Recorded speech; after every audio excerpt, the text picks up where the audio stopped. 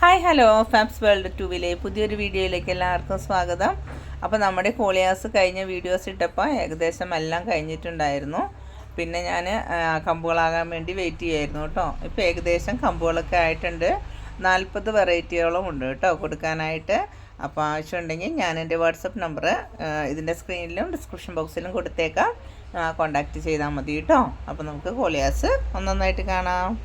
ഞാൻ എൻ്റെ കോളിയാസ് ആദ്യം ടെറസിന് മേലെയായിരുന്നു വെച്ചിരുന്നത്. ഭയങ്കര വെയിലിൻ്റെ ആ ഒരു കാഠിന്യം കൊണ്ട് കോളിയാസ് ഒന്നും നന്നാവുന്നില്ല, എന്തോ ഒരു ക്ഷീണം പിടിച്ച പോലെ. അപ്പോൾ ഞാൻ എന്താ ചെയ്തു, അതെല്ലാം കൂടി താഴെ ആയിട്ട് കൊണ്ടുവന്ന് വെച്ചിട്ട് ഒരു പ്ലാവിൻ്റെ ചെറിയൊരു ഷെയ്ഡിൽ വെച്ചു.